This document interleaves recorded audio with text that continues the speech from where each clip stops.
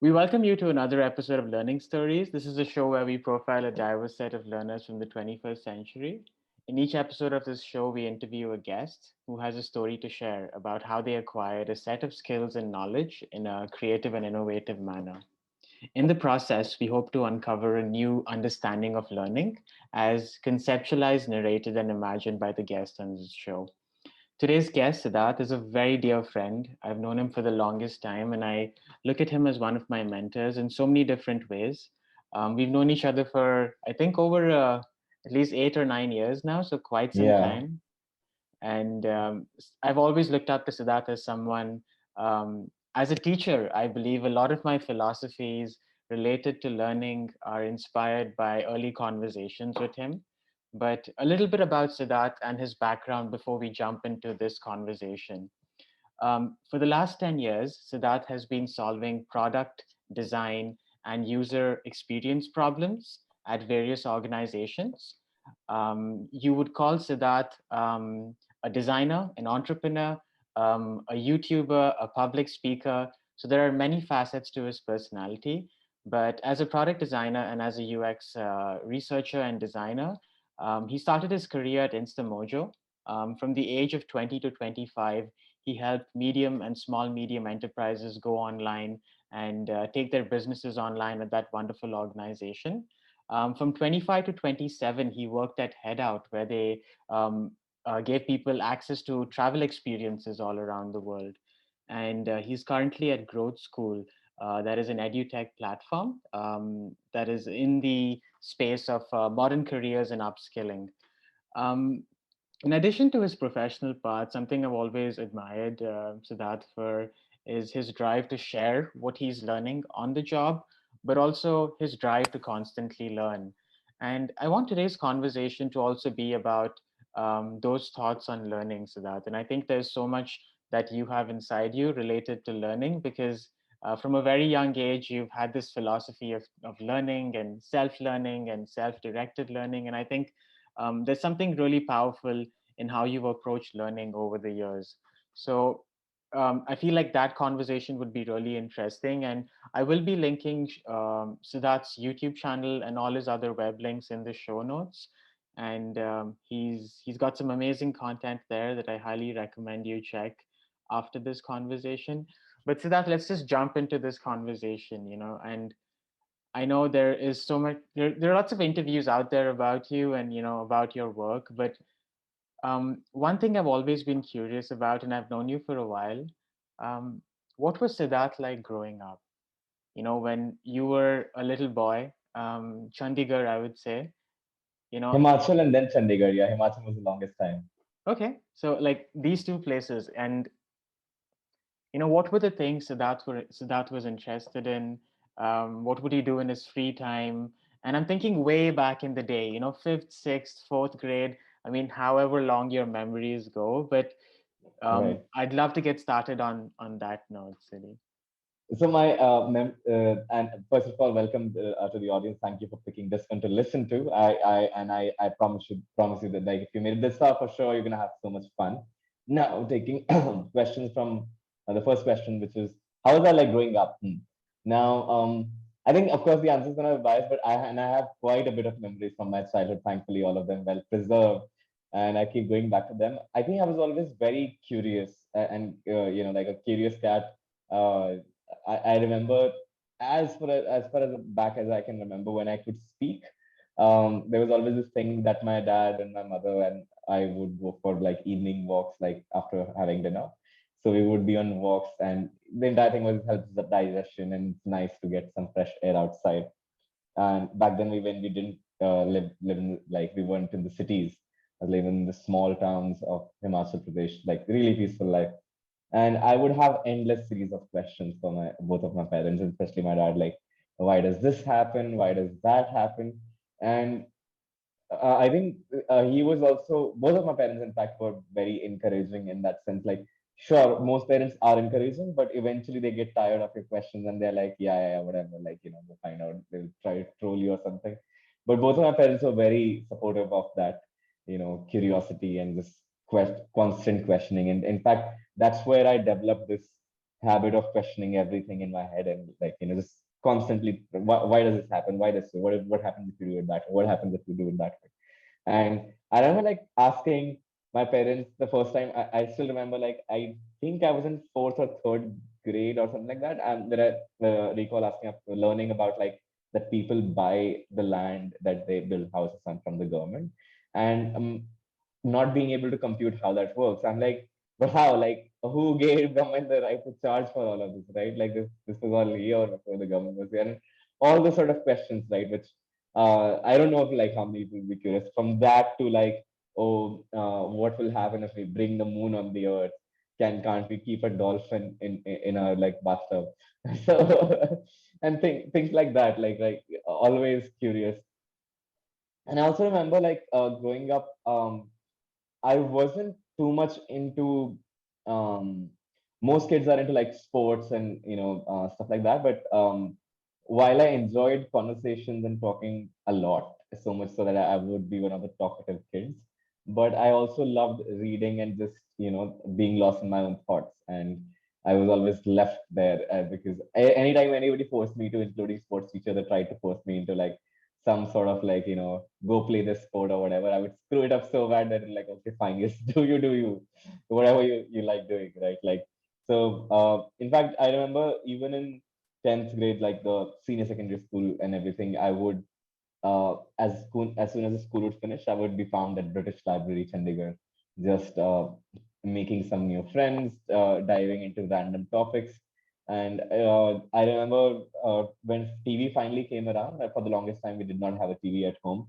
And that was on purpose. I think my parents were like, no, like we've seen the bad impact it has. So we're not going to have TV. Or if we have TV, it's only going to have DD1. So what are you going to watch? Right. So when finally TV did come, or I would visit my relatives and they had a TV. There were three things I was obsessed with. One is cartoons, like most kids are. But I was also obsessed with art. So, like I would draw and paint. So that wasn't as frowned upon because they knew that I would be drawing that in a while, like after watching a lot of cartoons. So it was looked at more productive than other kids watching of Mm. cartoons. And then I would be fascinated by Discovery Channel, right? Especially the space exploration programs, right? Like, I remember Discovery Channel used to have these 5 minute sequences as well, where they talked about Voyager 1 and 2 going out of like, and something being planned, etc. I think the recent telescope that went out, that been planned for like 30 years or so. Yeah. There was also Discovery Short, and there were longer series like Origin of Universe series and this thing. I was obsessed with that. Like my parents knew there's a show coming up on Discovery about like space or exploration or something like that. I'm gonna be like glued to the screen. So these were some elements that I strongly remember that were recurring themes Mm. throughout my childhood. And when you're consuming, at least not today's Discovery Channel, like but back then it had amazing documentaries, right? Like, and documentaries like take you on a different journey. They will quote they'll quote experts, and then you could look them up on books and connect those dots. So as and when I always remember when I got access to more information, more knowledge or sources of information, I would just jump at that. I remember in Himachal, the school I was in, initially we had a very small library, and over time as school became more prosperous and became bigger, we finally got more and more books. And I remember at that time when there were like about 5,000-ish books in, not 5,000, like what, 1,000, 1,200 odd books in the library. I had read at least half of them, or Mm. at least skimmed through half of them. And I would just like get lost in books. If I'm left with a book, I'm just reading. Like I would forget eating if it's morning, if it's evening. And that was the case with fiction and nonfiction both, but I always loved nonfiction more. At least found it more engaging. And yeah, so I think that growing up, those are the couple of things that stand out. And daydreaming is another thing that comes to mind. Like I've always been a daydreamer, and I used to love walking. So most people like would either have a cycle or like whatever, and I just preferred walking. And even till date, I love walking a lot. So I would just walk for like, long this like going to shop to grab bread or whatever. And I would take a walk and I would just be thinking by myself, like, throughout the walk, just deep in thought. And that's what I do to even today. Like if I take a flight or a bus or whatever, either I'll sleep or I will be thinking deep, right? Like some deep thoughts, like just looking outside, staring at the clouds or the, stuff passing by, and just being deep in thought. There's something about like motion, like whether I'm walking or like in something, a moving vehicle. It just is very nice to think about things and easy to think about things as things fly by. So yeah, I think daydreaming and just hyper curiosity and constant stream of questions. And I most of the topics I think I was interested in. I can't think of topics that I was really not into. I think except with the exception of sports or something like some of those topics, every topic under the sun was like, like interesting. Even in sports, like I think just the rules of the game, etc., did not interest me a lot. Like I've not been a fan of cricket, and growing up in India, if you don't like cricket, you half of the like literally most of the India can't relate to you. But I think I saved all of that time and like learned about other stuff with the amount of cricket matches. So I don't relate to that, right? Like so that way, growing up, I was very different from most of the people that I around who were either like, why would you read on like like already there is like school and you have to read and then you have to give an exam and you want to read more books apart from that, like why would you do that? Mm. Right, so those were the people at least I was surrounded by initially. But eventually you grow up, and as I moved to bigger cities, I had more variety of people I could get exposure to, and that's when I found more people like who were of my tribe Got it. in that sense, right? Who were also curious, who would also prefer company of a book rather than like I don't know, so watching the next World Cup or some stuff like that.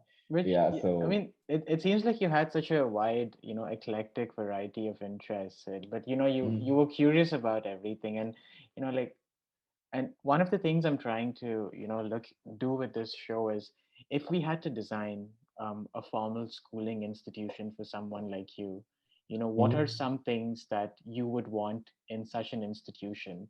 Like if you had to go back to school and do the same things again. So I'm just thinking about some of your influences, mm, or I know mom and dad, your parents were a big mm, influence growing up, but even at school, was there a teacher or a peer or someone that encouraged you with art or music? And how can we create those kind of conversations in classrooms today? And what were the conversations that impacted you? And I feel like a lot of these conversations you were doing to yourself over time, mm, because mm. you read a lot at that point, you had access to knowledge to answer your own questions after a certain point of time. But do you feel like there were adults around you that pushed your curiosity? And maybe you can share one or two stories of such incidents, maybe with your parents or Right. another teacher. Right. Teachers definitely. Like I remember teachers having a huge impact on the way I thought, and specifically teachers who, in a way, took an interest in what I was thinking, and after a point, just mostly left me alone. And at times, just were like, "Hey, you may find this interesting," and that's kind of what my parents did as well. I remember, like, in fact, my school principal back then, I still remember her name, Mrs. Kamini Sharma, and she one day like is like, "Oh, you are humming something. Why don't you go join music class or whatever?" Makes an exception and send me to music class, and I was obsessed after that. Like I was like, this is so good. Like this sounds so good, and I could sing along, and then I was given more opportunities to sort of explore that, Mm, right? So most of these teachers were like, I think as a teacher, what role now that I look back they played was just identifying what was I was interested in, and then just giving me just a little nudge, mm, just to introduce me to something, mm, right? And then left me there. Like now it's yours. Like there's no pressure, there's no this thing you have to perform, blah blah blah, none of that. It's just that by the way, this thing exists, just in case, the FYI. And then I was like, wow, this exists. And I think similar way, book reading and especially non-fiction, long form non-fiction, when I got introduced was very similar way where my dad said realizes that I like reading to a point where he used to have his network marketing books back then. Amway and all this stuff was like very popular in getting holds, making footholds in India. So he would have a lot of this material for marketing and stuff. And I read through all of that. And the next thing, like there were magazines at home, I read through all of that. Like if there was anything to read, it would be red. So it's like I remember there was a quotation in 8th or 10th grade maths book in NCRT, like why do mountaineers climb mountains? Because they are there to be climbed. And I think in our household it was like, why did some Siddharth or somebody read something? Because it was there to be read. So I read it, and he noticed that, so he got me this book, Seven Habits of Highly Effective Teens. I think it's Sean Covey is the son of the famous Habits of Highly Effective People author. I forget his name, but yeah. So that had like nice illustration and everything, and I really like cartoons and drawing them specifically, right? So then I got hooked on to like, oh, I can read a thick book, I can read a massive book by myself, like without guidance, and that encouraged me more. Hmm. Before that, I think I only attempted like small books, like books meant for children, or like article pieces or newspaper this thing and things like that. And just that introduction then got me into a whole different zone, right? And then I found more books and more books, and I just kept finding more books to read and find. And I remember, in fact, one of my birthday gifts when I grew up, I think it was my 12th birthday, Hmm. and to make it special and whatever, my dad took me. We used to live in Baddi, this a place in Himachal, industrial town in Himachal, and he took me to Chandigarh, which was the nearest city at that time. And my treat was that I would get to pick 5 books of my choice, Wow. right? And that was the special birthday gift. Like we drove 1.5 2 hours just so I could shop within 15 minutes and be on the way back, because that's the only time he got after his work time. So that Wow. is how my birthday celebrations were. Like for the longest time, I've bought books for myself or bought courses nowadays, right? So Which is, these are some of the elements. Yeah. yeah, I mean it's nice because we don't realize in the long term how these, little conversations and moments of encouragement actually have an impact. And I think both your parents and some of those teachers realized that you were a very curious child. And you put it really beautifully when you said that maybe just the nudge in the right direction was the kind of guidance you needed, right, Siddhi? Right. But, like moving on, like right after grade 10, grade 11 and grade 12, I know you started an online magazine called Right. Friends, and you also had a web design company called Web Mutiny. But before that, you also had like an event management company where you would do workshops at schools for other kids. So, I'm thinking about where did this entrepreneurial bug suddenly hit you? And, what were you thinking when you started these sort of ventures? And how did this lead to that career decision of maybe moving into web design and UX design eventually? Mhm. Because a lot of young people, and I'm speaking for myself as well, we struggle with that decision to make that career choice and stick to a particular career path. So how did you know, and how did the entrepreneurial bug start, and how did that lead to UX design and web design for you? It's fascinating, and like especially the way you crafted that question that helps me answer it very well. Is the entrepreneurship bug was also there during childhood as far as I can remember it. In fact, I remember one of the early days, I joined an arts and crafts class in the summer camp, right? Mhm. And I made soft toys. And because I really liked doing them, so I made more than everybody else. And the teacher was actually a local, a woman who used to have a shop and used to sell soft toys there. So I sold 1 or 2 pieces there, right? Mhm. So that was my first bug of like making money off of something that you created with your own hands. And when you make your own money and you work hard for it, usually like business and things like that are, at least from the families that I grew up in, was not very well thought about, like, or I wouldn't say looked down upon, but more like, oh, we don't do that stuff kind of approach. Like, like it's a family of like teachers and servicemen, and like that's what they've done for the longest time. So business is not in the blood of the family, so to speak, right? But my dad always had a bug for that as well. In fact, he tried opening magazine shops twice, and while growing up, he had a. I remember getting exposed to computers very early on. This was back in 1998 or something, the 90s, the 1900s, as the kids call it, call it these days. I got exposed to computers because we had a computer center where there would be computer training, like Lotus 1 2 3 and Word Power or WordPad or something like that. These were the softwares back then, and again, I got curious about that, and like So there was computers element and there was technology element that I was fascinated by. There was this arts and crafts element that I was passionate by, and because of that arts and crafts, I was also able to make some money. And that kept repeating every now and then, like in summer camps, like I would learn new stuff, like how to make greeting cards. So now I'm selling greeting cards, right? And unlike others, I made hundreds. Like so, even back then I was playing the sort of a volume game, and they would get sold out, right? Like, and Yeah. especially because I would think of like, what about Mother's Day card? What about Holi card? What about Diwali card? What about this card? So there was a whole range of cards, right? And Mm. when you do so much of this kind of thematic thinking, that's when you start to also, without realizing, enter the initial bits of like graphic design and like the visual design thinking, and those aspects start to develop. So I think very early on, I started to distinct between the art side of creativity and the design side of creativity, which from outside may look very similar, but they're very different.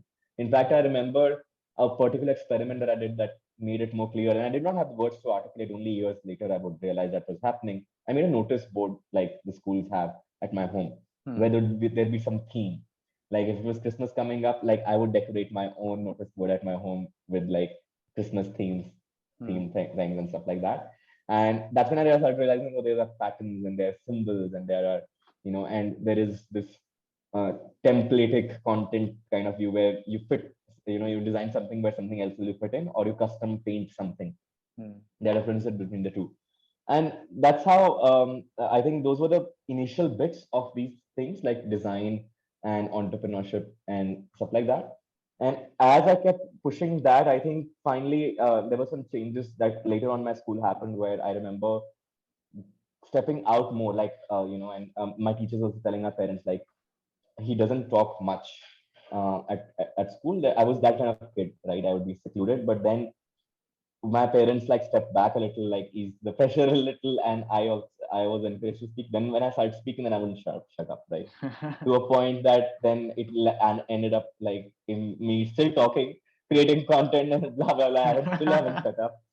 And also, I think I realized that when I spoke, and when I spoke, especially about the things I was passionate about, people listen. And not everybody, of course, but majority of the people listen. And Mm. people who cared about certain aspect were listening. People who could relate about that not being satisfied with just the answers given or listening.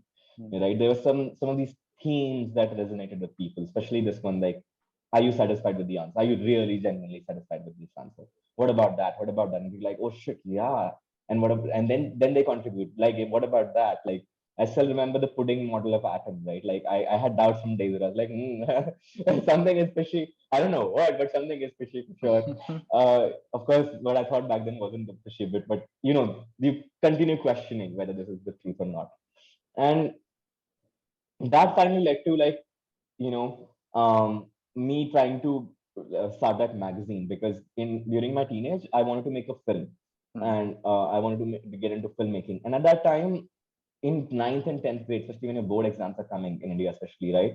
That's like a terrible time to pick anything else other than studies, right? In fact, professional sports player, people who were playing at national level were asked to like quit whatever they are doing and study for this thing, for this to make their career. And I was seeing everyone suffer. And Mm. it absolutely makes no sense to me that at the time when we are struggling with our identity, with puberty and so many thoughts and confusions at that time, you are kind of asking somebody, oh, you by the way, just by the way, you will make a choice right now that will decide a career for the rest of your life. Yeah. Wow. I mean, that's I so was hard like, for someone young to do, right? So, exactly. I'm like, this is the worst time. mm. What do you expect? I don't even know the world, like, like I haven't been even exposed. Mm. But I think so that magazine and everything started from that point of view. Like, can I document all of this? And I'd gotten into a habit of diary writing, which later into around like online writing, like journaling turns into writing, this reading turns into like learning about how magazines function and everything. And so finally, I started publishing online magazine first in a PDF format, then in like typical blog format, and got other people to write, like in the school, etc. There always were one or two people in class who were fascinated by writing. In fact, my grammar sucked, right? Like really bad. I'm still like terrible with grammar, English grammar. I never let that stop me. Like I was like, Mm. the thoughts are more important, and I was Yeah. always encouraged by Yeah. my teachers, like language teachers.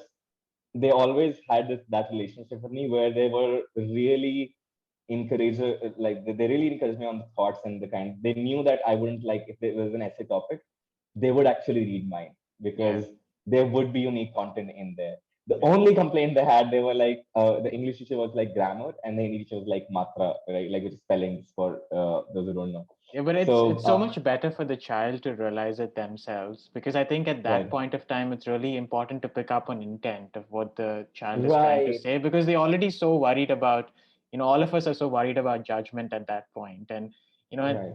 that's something we should be more mindful of, and as teachers as well, is that, especially when they're younger, the criticism, they take it really personally sometimes, and we need to Yeah, yeah. be so.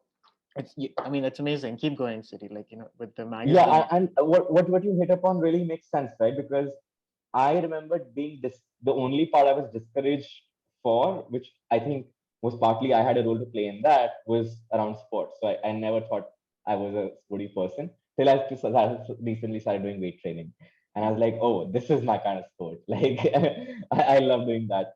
So, and I've heard so many people who left music who are like my flatmate, current flatmate. She loves music, but early on she was discouraged from picking up music because her music teacher was like, no, mm, you're not gonna like pick up something else. But she's damn good musician, right? Like now growing up because of the teacher, it had that impact. Thankfully, mostly I had positive teachers around me, so that had an impact, right? yeah. And then all of these things finally, like these aspects keep coming together. And I think even in my ninth and tenth, I was obsessed with what could combine all of these curiosities. Mm, And I still remember being told, and I think most of the people today will relate, include, I don't know about, I think you will relate as well. I was always asked to narrow down, pick one thing, mm, and I could never relate with that. I still can't relate with that. Why should I pick one thing? Like, mm, what kind of request is that, right? Like, mm, they were like, oh, you can have a lot of interest, but you can't do everything. Sure, but I wasn't trying to do everything. I'm trying to learn everything because it's curiosity, right? yeah. And what I later on realized was what people mean is like, I want to compartmentalize you, Yeah. right? And where do I compartmentalize you? Yeah. Because I try to put you in compartment of an artist, but then you start talking about money. Then I Yeah. put you in compartment of like an entrepreneur, then you start talking about like arts and feelings and emotions and colors.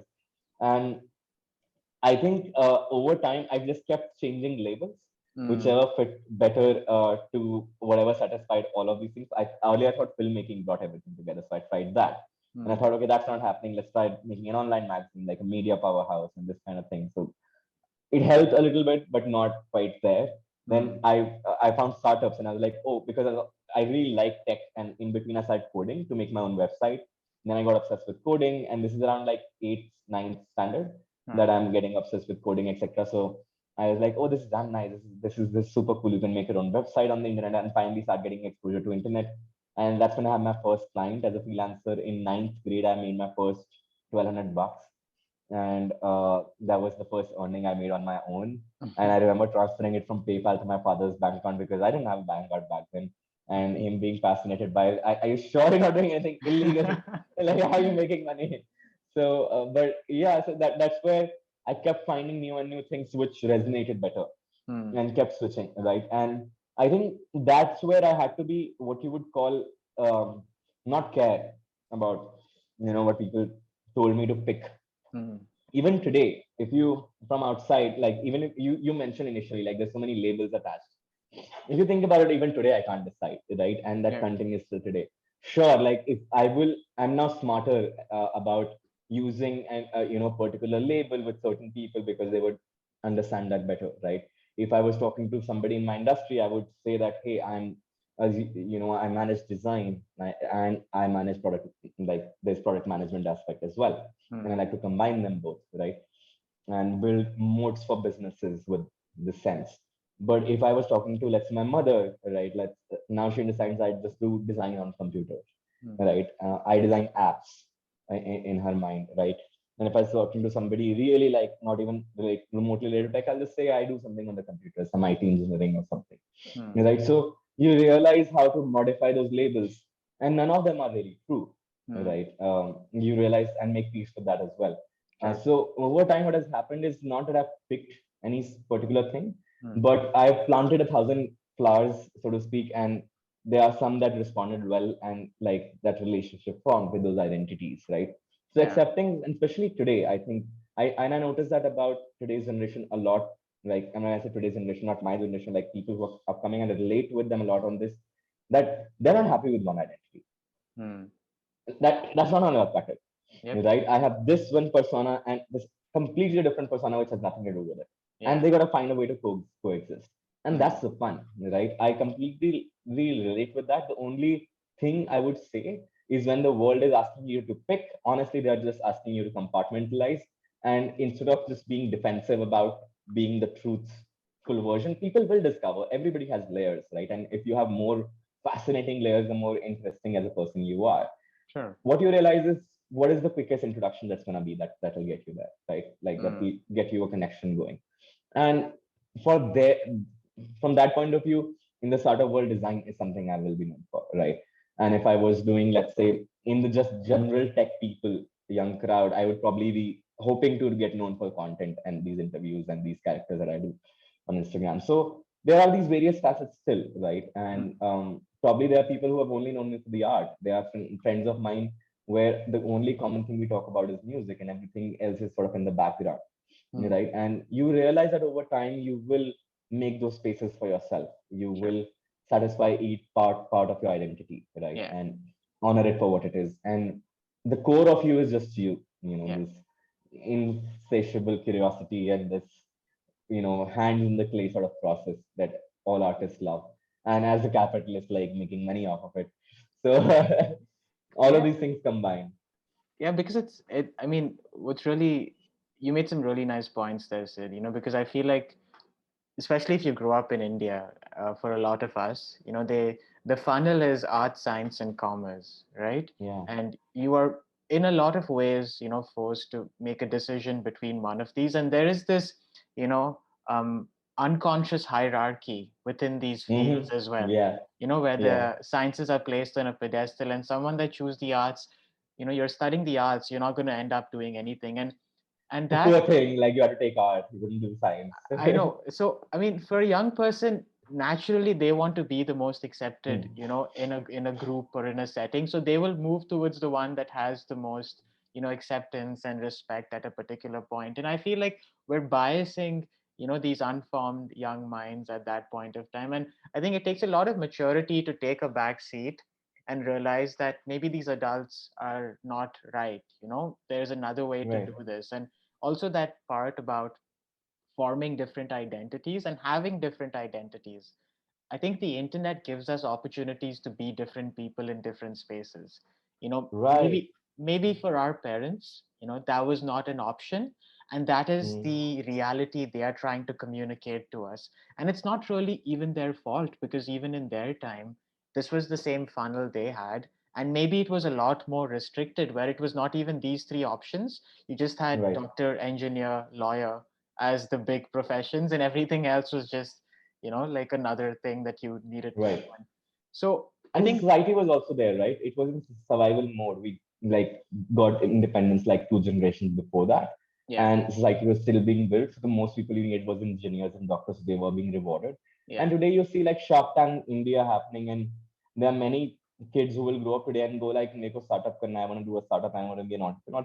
Kid will be like, "Yeah, yeah, yeah." Like it will be taken more seriously than earlier, true. right? Yeah. Uh, And yeah, because like even your journey in the startup world said, a lot of people think that only if you go to the best schools, and you get the best degrees, will you get opportunities, and into, to maybe create your own thing or add value. But I think they're associating or correlating, you know, prestige with value, which is not right, always the case, because I think value creation should be the conversation that should be encouraged in that space. And I'm thinking about, like, after Web Mutiny, I know you worked at a, like, an accelerator, like a startup sort of space, where you met other startups. But you know that was before web mutiny. Yeah, that just was, oh, that before was that. okay, okay. Yeah, yeah, But I'm just curious about that time in your life, right, Sid? Like, how do you, I mean, for the people that, are not very familiar with, design as a field, like, how do you go about educating yourself about design? And then how do you get jobs? Do you have to Mhm. have a degree? Do you have to have projects that you can show people that may give you jobs? And what are the kinds of jobs available out there for people that want to take up this path? Right. And when I speak about this, I'll just generally address tech and especially design. Hmm. Right. When I say tech, startup world, Yeah. engineers, designers, product managers, and all Yeah. these new and upcoming, careers that were not there traditionally. And yes, they don't want you to have a degree. They don't care about degree. Sure, Christy, if you have the degree from the best colleges in the world, it will have a temporary impact to get your foot in the door, and it may add to your credentials. But the core fundamental, this thing that it works on the internet based, let's call them internet based jobs, right? Or internet based careers. They work on something we like to call proof of work, right? That's what portfolios are for artists and designers. It's proof of our work, of what value can we deliver, right? And you would see that there are like today when I go to hire, like I have interviewed hundreds of designers and hired like at least 20 designers so far.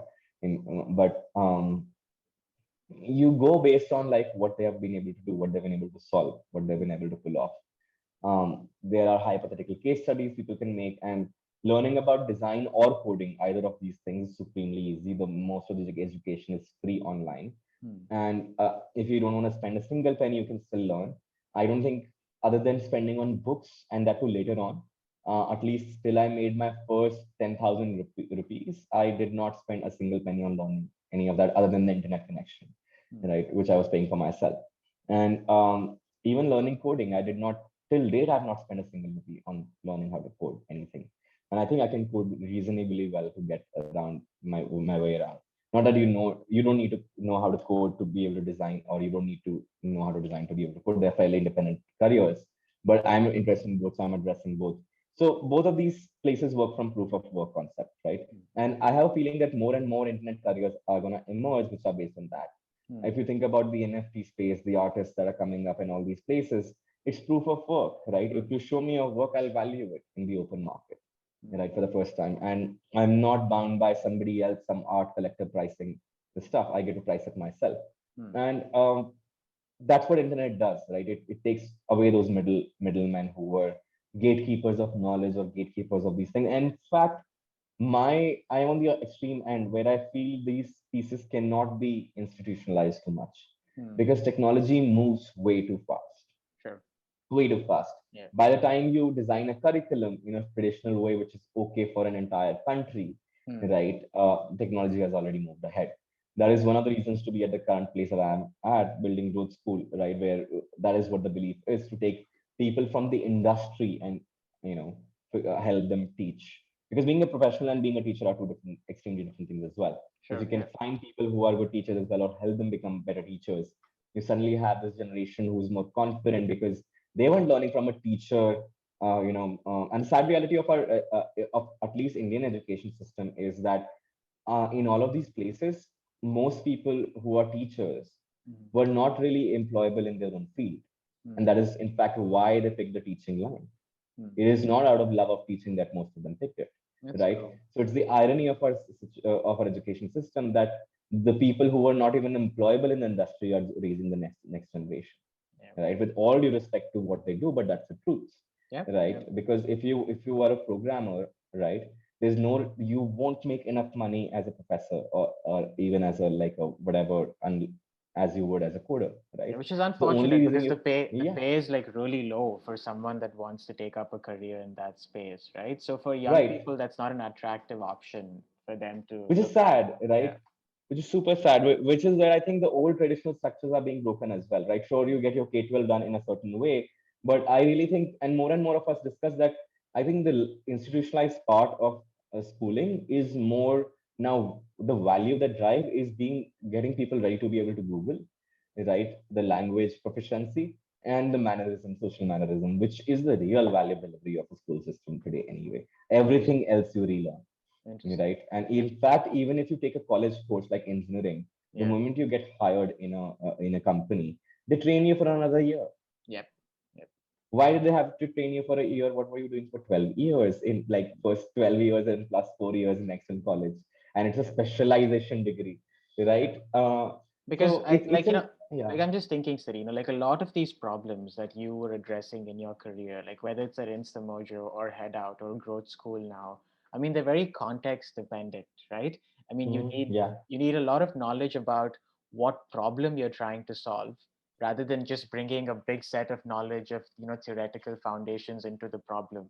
And I think that design thinking approach to looking yeah, at the world is a fundamental shift in how we think about the world, right? And how we solve problems. Rather than saying there's always a set answer for all the problems, we need to, right. empathize with the uniqueness of each problem in a particular context. And that's what I want to know, Siri. Like, what were the problems you were trying to solve in these three organizations? And what did solving these problems teach you about, being human or even being an entrepreneur in that context? Wow, I love that question. Beautifully like pieced together. Let's start with Instamojo, right? And with Web Mutiny, I think it was an exploration in business, and I love design, so it was that side. And Instamojo was a client at Web Mutiny, Yeah. so I switched over. And the reason it fascinated me so much was because before that I was a blogger, right? Because this is the time I started, talking to startups, and 64 notes exist already, and that is one of the blogs that survive today. Mm, But back in the day, I used to have like quite a bit many of blogs, and blogging was a big thing, like how blogging is today, mm, right? And I used to make AdSense money, and in between, I wrote some ebooks that I wanted to sell. But how do I sell them, right? And I tried to find it out, and it was supremely difficult to collect payments online. mm, Like internet was there, connections were there, people were there, audience was there, like value was there, but you could not do e-commerce transactions, mm. right? And the value exchange that for any entrepreneur is that I give you value, you give me money, right? Yeah. But the give me money part can't happen because there's no such infrastructure, right? If what we call payment gateways, where you put in your credit card and debit card details, those are called payment gateways. And to back then to get it right, you would need to like sign a contract with the bank, deposit like some 5 lakh rupees or whatever, and guarantee that there'll be like POS machine kind of business. So only big people could afford it. Mm, And then comes along this small startup on our radar who wants to enable all of this for small businesses, right? And back then, the small businesses was not such a clarity. It was more like, hey, digital people, like, right? Like people are coming online, moving their business online. So educators, bloggers, and I was one of them. So I was like, hey, I love this idea. Like, I want to, this story I want to participate in. This mm, story I want to be a part of.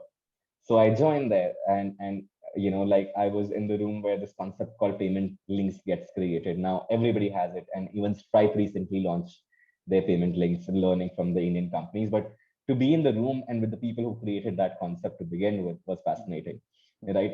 And I'm not saying they were not precedents earlier. There was this idea with Gumroad who created these, and even Gumroad exists even today, where they will allow you to create this landing page, mm, right? And just collect payment, which is very similar to the kind of product we had. Of course, we started with a very store-like approach versus individual in these things. But then more and more we realize at scale that it's just payment that you need, mm. right? So a link which directly opens payment form.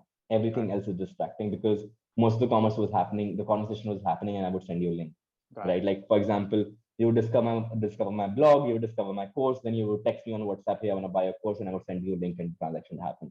Yeah. Right. So the only thing you need to say, I'm paying for this course. That's it. Nothing else. Everything else is just a distraction. Nice. Because we know in e-commerce, if you add number of steps, people drop off. Yeah. So that is when we created payment links, right? Just a single link. And Mm, this came from our customers, right? okay. They were like, oh, I use link to collect payment. I use link to collect payment. And some of them literally had coined this word payment link, and we just took it from their mouth, and we were like, customer knows how to say it, how to explain better than us. Yeah. And we changed our copy, and suddenly we are like, oh, ads are working better. Like, everything is working better because this language makes sense to people.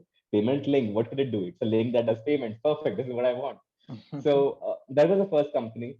And in all of this, like, travel has always had a special place in my heart. And especially because like I was talking to you earlier, like, while being, whether that I'm walking or in a bus or a train or any vehicle, just being on the road, moving different places and exploring different places.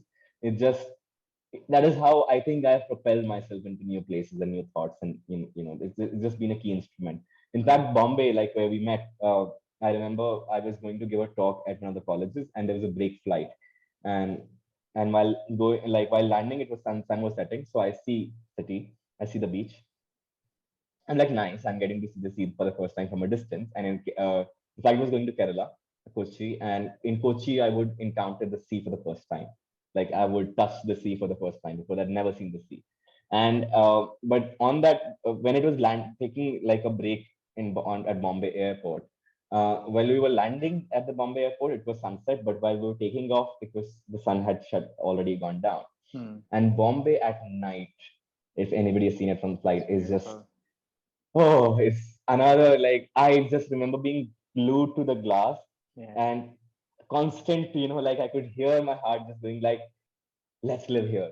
This is it. We gotta be here. We gotta be here. Like, and when that message from inside just doesn't stop. Like it's so strong. Yeah. Like it's just like it gotta happen. And 1 year later, I was in Bombay with single bag, Wow. right?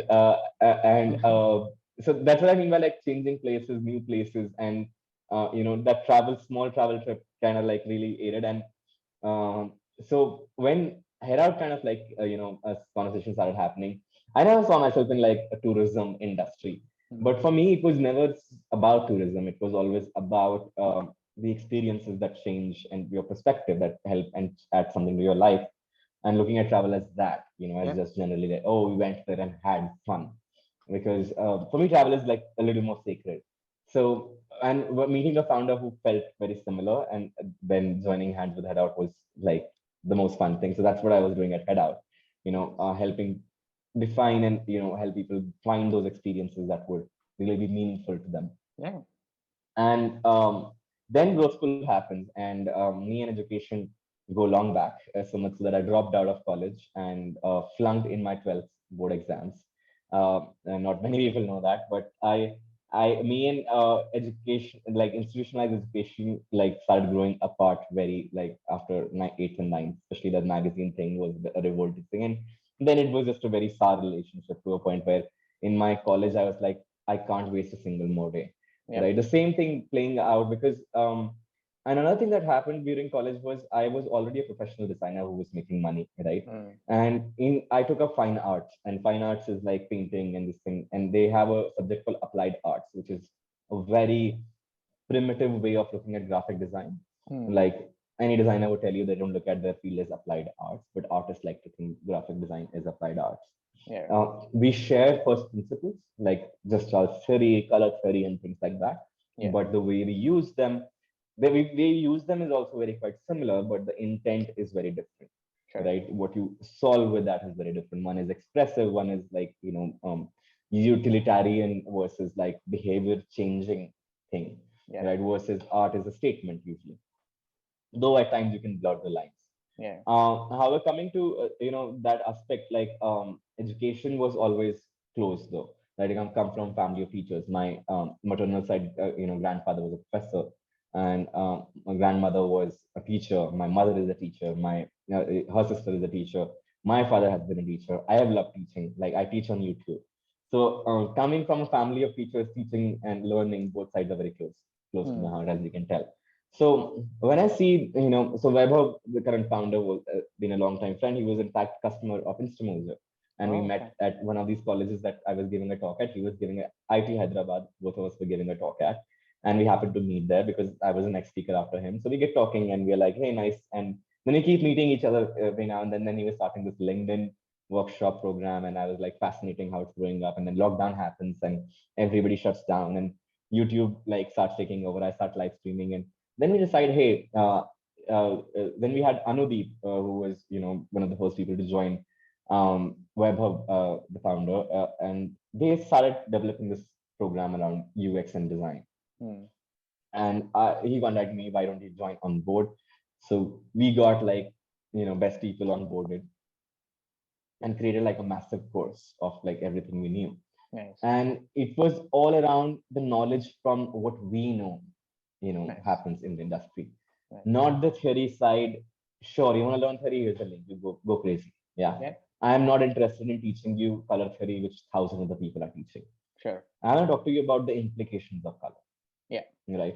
Implications of color culturally, implications of color, like when you put this color versus that color, what Yeah. implications of color for different times on a screen. Are you putting on a screen versus the screen? The practical knowledge Yeah. what is required, Which you right? can't find on the internet as easily, right? You And can't easily, yeah. It's yeah. very experiential, right? Yeah. Something like, and this is what people in academics would call applied knowledge, right? The applied version of the theoretical side, Sure. right?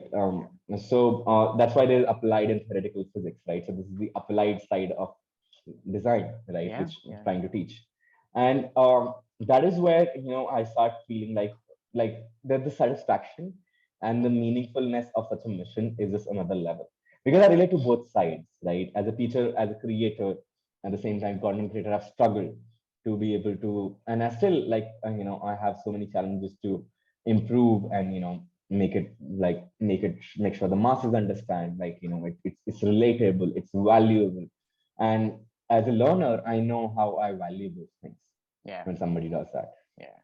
So in So a for way, me, yeah, with yeah, Growth School, you're creating a product that would meet the needs of a learner like you, right? And yes, to some respect, so you're using your own experience as a use case in some respect, right? So yeah, yeah. At least to drive it, right? Like, yeah, of course, I'm not the only, as a designer, you realize that you're not the only one. There yeah, are other people who will have different opinions, and you learn to learn from everybody. But the drive comes from there. sure, The need and want, this deep seated desire to solve that problem comes from there. To yeah, change, have that impact comes from there, right? Because I know so many people when they were given just the right nudge, yeah, how they evolved, true, and I've seen that for myself, right? So my agenda is not to like with growth school to solve like like all the education problems of the world, but education had one promise, at least when it comes to career building, yeah, right? That I'll get you started on this career, and I think we have failed generations after generations on that mm, respect. Like that's why people come out confused, true, right? Because the systems have not kept up to date with what is the reality of life, right? Of the reality of society. yeah, How do you create an influencer in traditional institutes? mm, How do you create a content creator?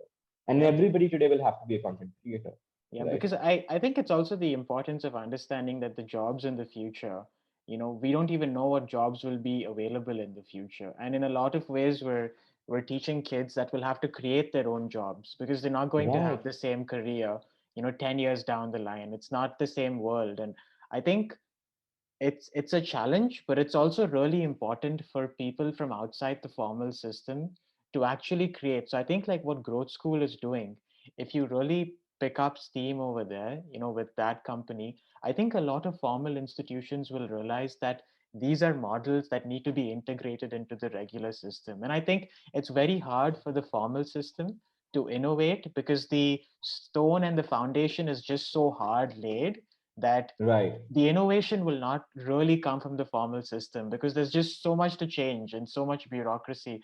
So the innovation will really come from organizations like Growth School and even the internet. Said like because and like as you were saying this, I realized that 10 years of your career can basically be broken down into these three solve problems that you solve, which is really amazing. right, And I think right, you're so fortunate to be able to jump into different industries and solve different right, problems. People stay in the same sort of space for a long time, but I'm thinking about the internet, Sid, and how the internet can change learning. And I think you have some interesting thoughts there because not just YouTube with regards to, so if there's someone whose thinking inspires you, like for instance, I wanted to learn more about your work, Sid, and I don't know you. Without hmm, even meeting you, I can see all the work you've published online, all the videos, all the articles, all the blogs, and I can know so much about you without even meeting you. Or right, if you think about Twitter, I think it's a great platform to learn and engage with other like-minded people. And I right, know because my sister is also a communication designer, and you were right, such a dear friend early on, and it's just amazing how people in the design world actually go into this feedback loop of presenting and sharing their work. the Right. portfolio model of learning, where people Right. put out work and they actually look at other people's work to get better. So, Right. and I'm thinking about like your thoughts on how the internet can be used as a learning space. Like what are Right. some creative strategies you use to learn on the internet that you would recommend other people to Mhm. also maybe think about? Right. And if there's one class I can teach, right? Yeah. Earlier it would be like editing, but today I've changed that class to how to Google Mm, something.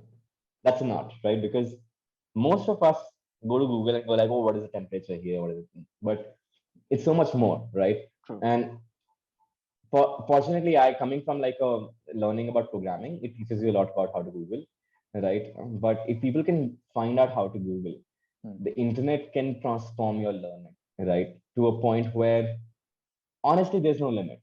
And mm, what internet affords you, the issue with the traditional system before internet was everything was compartmentalized, mm, but it was compartmentalized as based on somebody else's mental model. sure. Somebody thinks this is psychology, this is spirituality, this is philosophy, this is neuroscience, and this is hardcore science, and etc etc. But the internet doesn't care, Mm. right? Internet will lead you from philosophy to this thing to this thing. Like any of you browse Wikipedia for more than 20 minutes know that amount of tabs that open up after that much time, Yeah. Yeah. right? That's Mm, the internet model of learning, like linking this, making this knowledge graph, right, without restrictions. yeah. And that's how human mind works.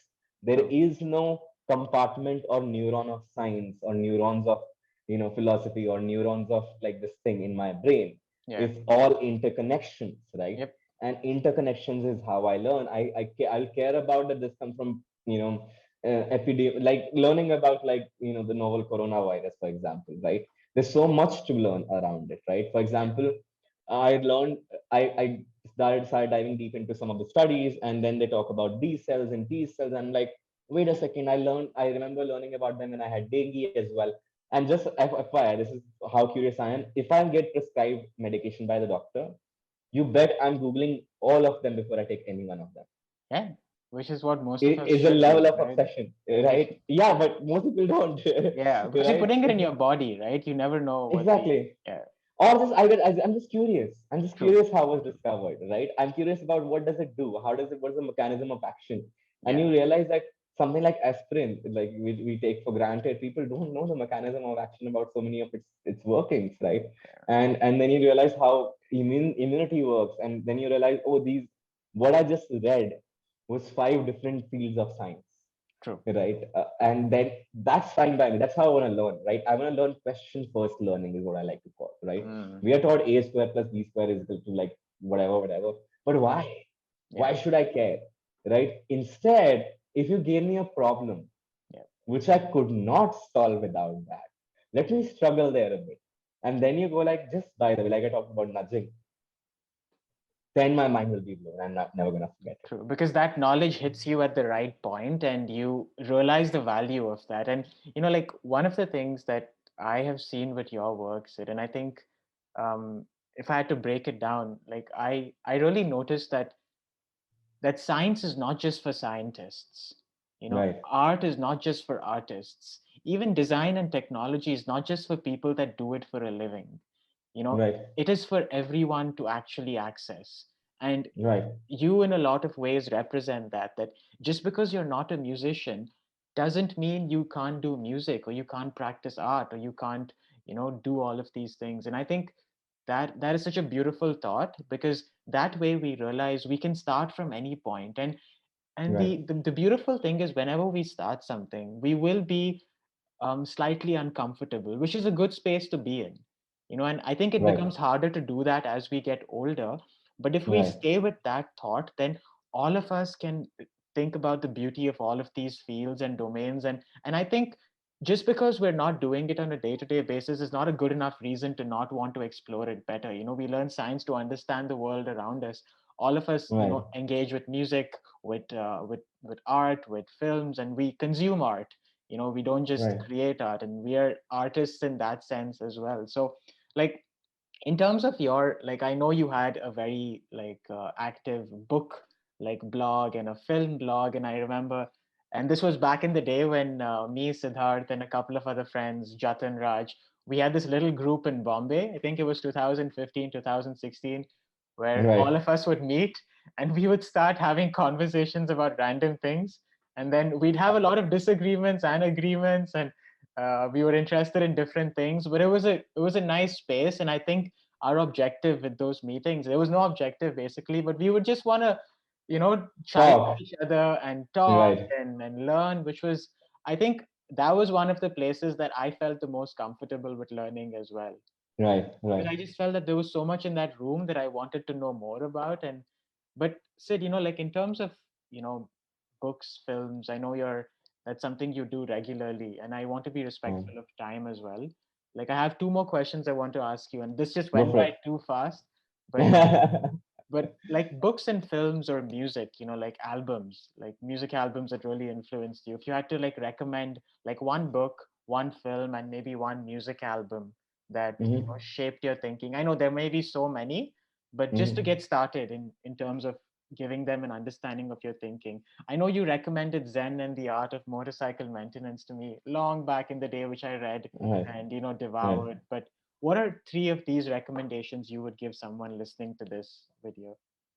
Right. I think I'm going to go with that, Zen and the Art of Motorcycle Maintenance, because it talks about, it's on the same themes that we've been talking about, right? Intersection of so many things. And you can take it as a fiction or non-fiction, how you would like, right? It's a mix of both. And I like those boundary blurring things. So that's why, these books.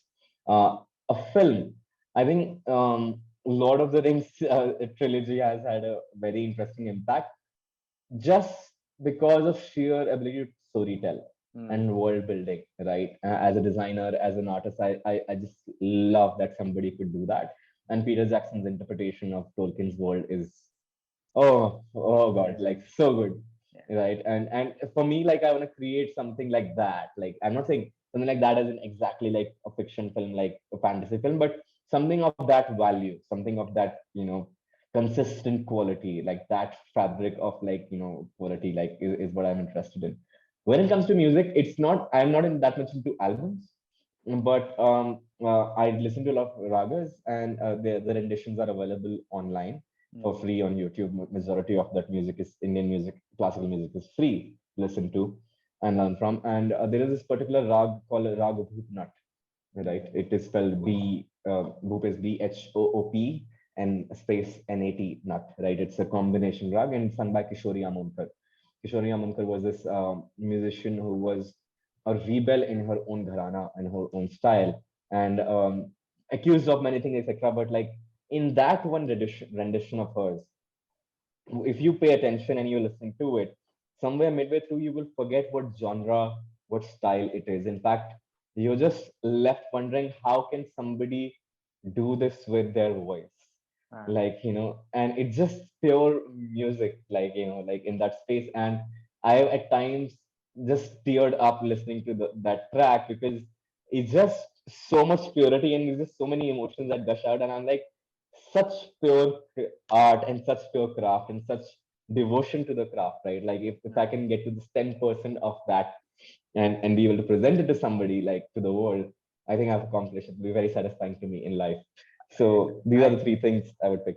but I hope you, in your channel, Siri, as someone that's watched so much of your content, I hope you have one video one day just about all the books that have influenced you, one video just about all the films, and one video just about your interpretation of music, and Right. how, because that is something I've been so intrigued by, my connection to music more recently. And I think it's a very Mhm. subjective journey, but just the way you It talk is. about music, just not just classical music, but also all other kinds of music, and all of us come to it in different ways. But I'd love to see that in your channel someday in the future. Awesome. Noted.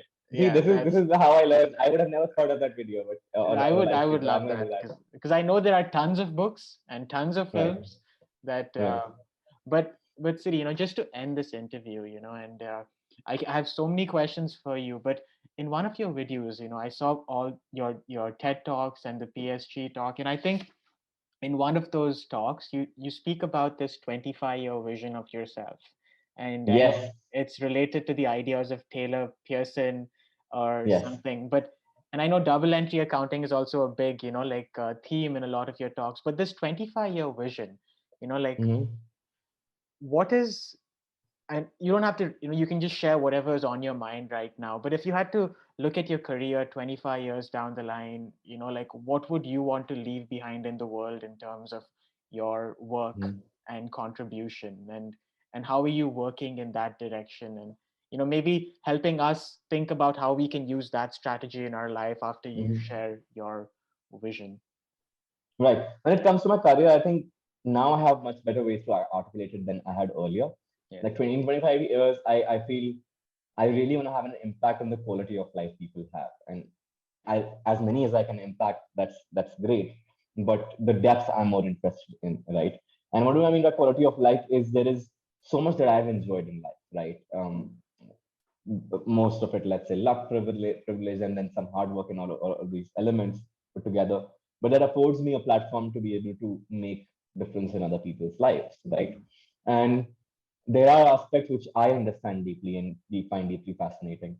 And if I can do something in those areas of or those fields, which will generally like something like payment links, which changes the way people in general or world in general looks at something, how it can be done, and then therefore impacts a larger society Hmm. and makes our lives improve the quality of our life. So we spend more time enjoying life, right?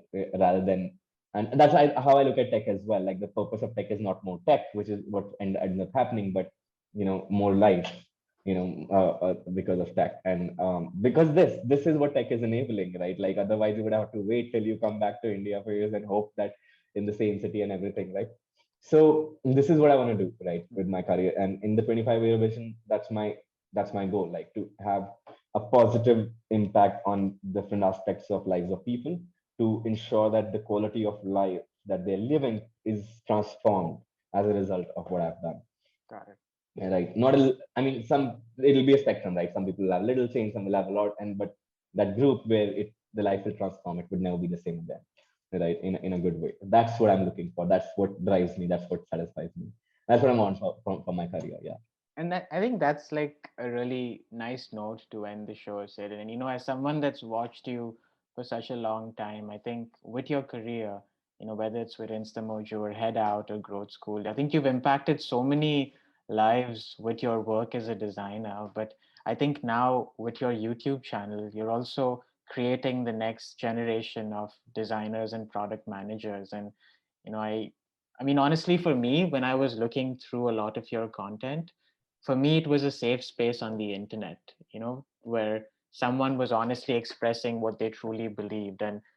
Um and I think that I'm grateful to you for not only trying to solve those problems, but also working so hard to archive your thinking related to it, so that someone that is just like you know, in a school right now, maybe in some part of India or some part of the world, they can actually go back and see your entire journey archived in a lot of ways on these platforms. So, thanks for creating that safe space on the internet, and thanks for your work. Again, to the listeners, please do not stop here. We've not even touched 5 to 10% of Siddharth's work on design and product management, because there are a lot of videos on his YouTube channel related to that, and his blog. He's also got a newsletter and a lot of other things out there, a podcast too. So, that's something I'd recommend you do. Look at the other interviews and talks right after this.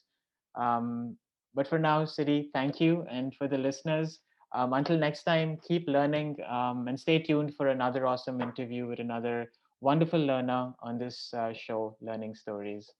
I have one request for the listeners if they're listening in, if it's recording, which is if you like this episode, put out your thoughts on a tweet or Instagram story, tag Abhishek and me, and let us know.